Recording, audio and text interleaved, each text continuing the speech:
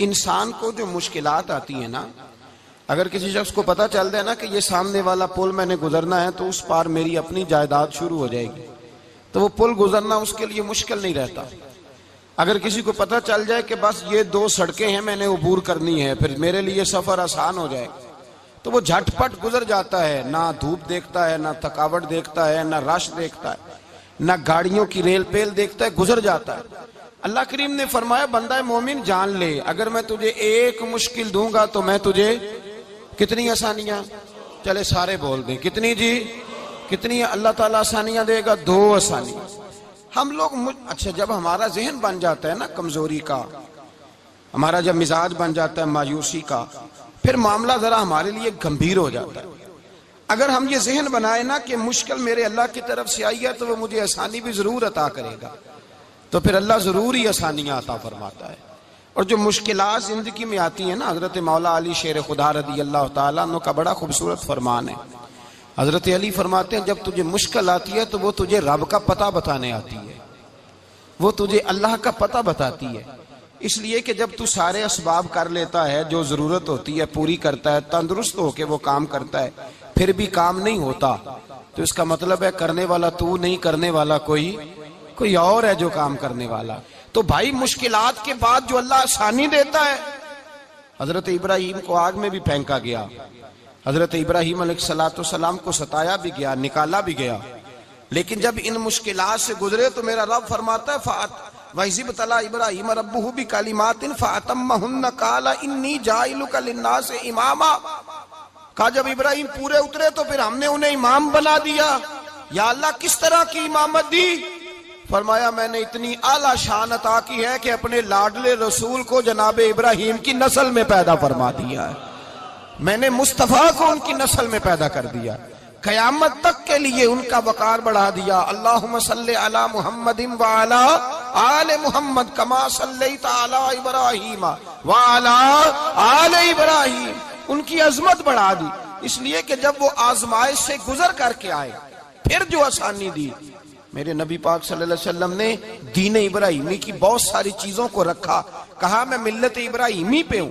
جب کوئی مشکلات کو عبور کر کے آتا ہے، جب کوئی تکلیفیں سہ کر کے آتا ہے، اس کے لیے جو اجر ہوتا ہے، اس کے لیے جو پھر اللہ کتنی ذرا بڑی توجہ کیجئے گا۔ لوگ سمجھتے ہیں فلاں آدمی مشکل میں ہے تو شاید مشکل میں ہی رہے گا، فلاں آزمائش میں ہے تو شاید میرا اللہ فرماتا ہے ایک مشکل دے کے میں 2 آسانیاں بھی دوں گا۔ تم مشکل دیکھ رہے ہو، مشکل نہ دیکھو، وہ جو اس کو بعد میں آسانی آنے والی ہے، اور ڈبل جو میں اس پر نعمت کرنے والا ہوں اس کو دیکھو۔ حضرت یوسف کو بھائیوں نے کنویں میں ڈال دیا تھا، اور جب کنویں سے نکلے تو مصر کے بازاروں میں بکے، اور پھر زلیخا نے الزام لگایا تو حالات بگڑ گئے، حضرت یوسف کو جیل جانا پڑا۔ کتنی کٹھن زندگی تھی، لیکن میرے مالک کو کچھ اور ہی منظور تھا۔ کنویں میں گرنے والے، بازار میں بکنے والے، جیل میں جانے والے، الزام لینے والے جناب یوسف کو رب کریم نے اسی مصر کا بادشاہ بنا دیا، اللہ پاک نے اسی مصر کا حکمران بنا دیا۔ یاری تیری سونا پر ازمیشاں تیریاں اگ، اے سونا پرکھیا جاوند آئی پہلو نال اگاں دے لگ۔ اس کے لیے تھوڑا سا جتن کرنا پڑتا، تھوڑے کٹھن حالات سے گزرنا پڑتا، تھوڑی آزمائشوں کا روپ دیکھنا پڑتا۔ ہم چاہتے ہیں کہ ہمیں چھیڑے کوئی نہ کوئی تکلیف نہ آئے، کوئی آزمائش، یہ ہو نہیں سکتا میرے بھائی۔ نامی کوئی بغیر مشقت نہیں ہوا، 100 بار جب عقیق کٹا تب جا کر نگی ہوا۔ ہم چاہتے ہیں کہ ہمیں کچھ بھی دقت نہ آئے، مشکلات نہ آئے، اور مشکلات تو انسان کو سنوارتی ہیں بھائی، وہ تو نکھارتی ہیں۔ کبھی پوچھا کرو جا کر کے کسی گندم کے دانے سے کہ تو کہاں سے ہو کے آیا ہے، کہاں سے نکل کے آیا ہے، تو وہ بتلائے گا کہ بڑے مشکل مراحل سے گزرا ہوں، اور پھر اللہ نے مجھے طاقت دی ہے کہ میں انسان کے وجود کا حصہ بناؤں۔ تو بھائی کٹھن مراحل، آزمائشیں، تکلیفیں، یہ انسان کو بڑا انسان بنا دیتی، یہ اس کے لیے ترقیوں کا پیش خیمہ ہوتی۔ ہمارے جوان پریشان ہو جاتے ہیں، عورتیں خاص کر کے اس بات پہ توجہ کریں، وہ بڑی جلدی غم لے جاتی ہیں، وہ کہتی ہیں جانے میرا کچھ ہوگا ہی نہیں، جانے میرا کچھ ہو ہی نہیں سکتا۔ میرے بھائی درجنوں اور بیسیوں لوگ ایسے ہیں جن کی اولادیں نہیں تھی، لیکن نام ان کا ان سے بھی زیادہ ہے جو بڑے بڑے صاحب اولاد۔ حضرت خواجہ معین الدین اجمیری کو جانتے ہیں آپ لوگ؟ نہیں، جو جانتے ہیں وہ بولیں۔ جانتے ہیں جی؟ لو جی کافی سارے جانتے ہیں، تھوڑے جی رہ گئے نا مگر جانتے ہیں نا خواجہ صاحب کو؟ ان کے کسی بیٹے کو جانتے ہوں؟ نہیں جانتے، نہیں جانتے، نہیں جانتے آپ ان کے بیٹے کو۔ حضرت خواجہ معین الدین اجمیری رحمت اللہ تعالیٰ علیہ کے بیٹے کو نہیں جانتے، لیکن ویسے آپ ہندوستان میں کسی آدمی کو چھیڑ کے دیکھیں وہ کہے گا میں خواجہ صاحب کا روحانی بیٹا ہوں۔ میرے بھائی یہاں لوگ پریشان ہو جاتے ہیں کہ اولاد ہوگی تو یہ ہوگا، فلاں ہوگا تو یہ ہوگا۔ بھائی ایسی کوئی بات نہیں، میرے پاس پیسے ہوتے تو میرا ابا بیماری سے فوت نہ ہوتا۔ جو مالدار ہوتے ہیں تو کیا وہ بچ جاتے ہیں؟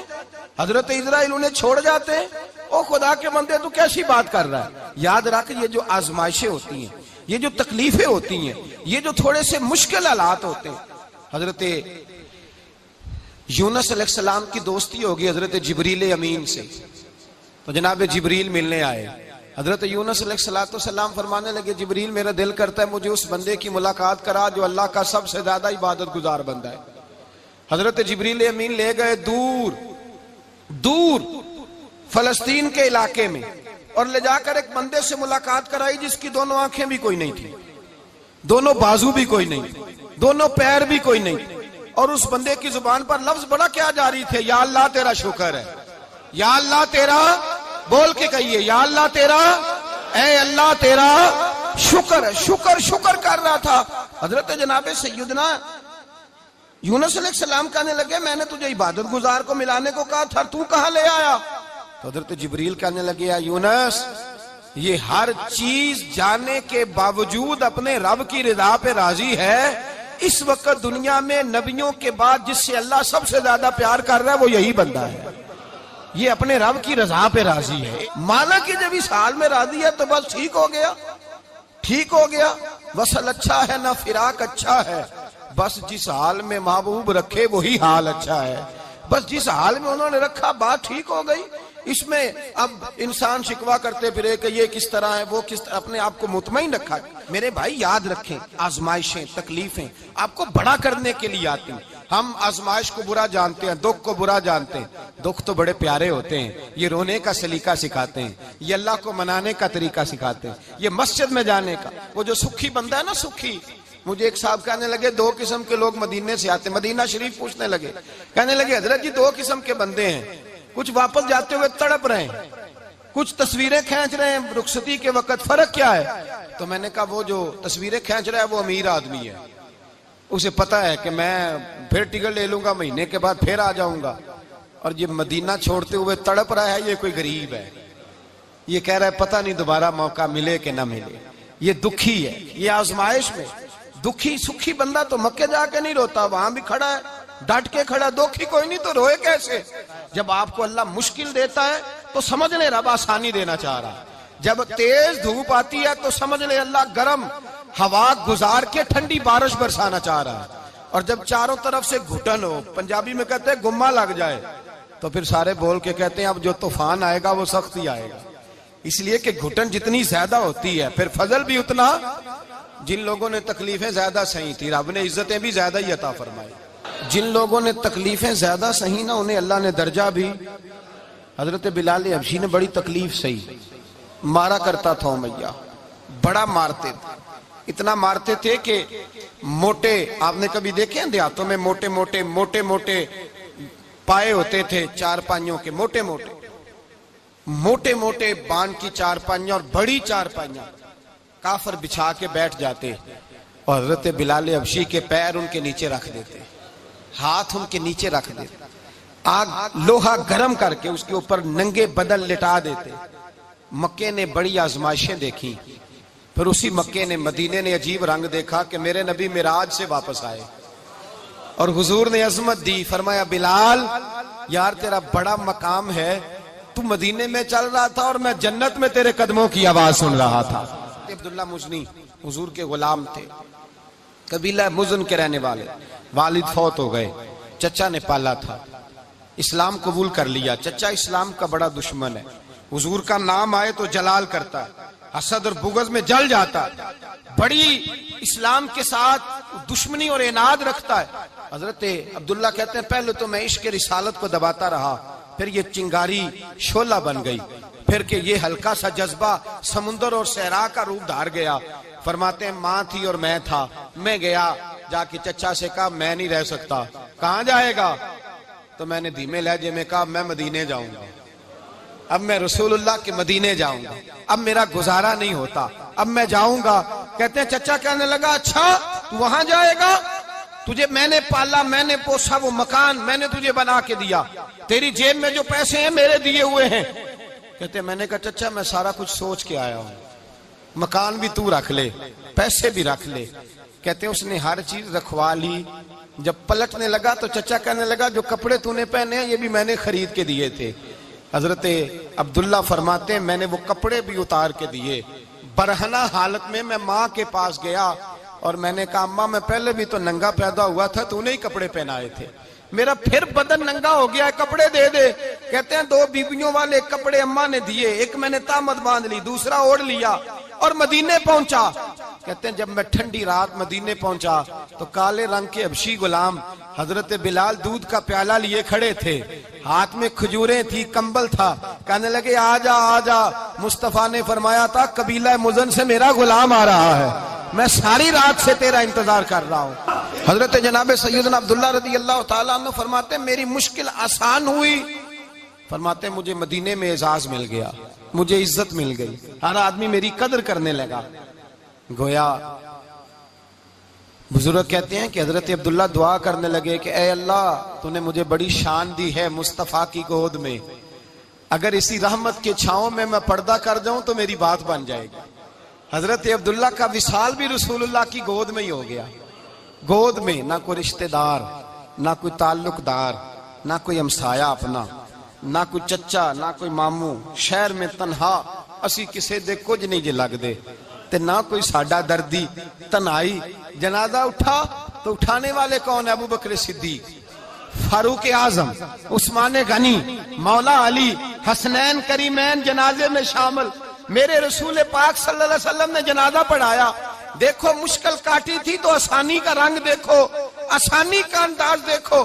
حضرت سیدنا ابو دردہ رضی اللہ تعالیٰ عنہ ارشاد فرماتے ہیں مدینے میں رواج تھا کہ جب قبر میں اتارنے لگتے تھے تو قریبی رشتہ دار اتارا کرتے تھے، پر عبداللہ کا تو رشتہ دار ہی کوئی نہیں تھا مدینے میں، کون اتارے؟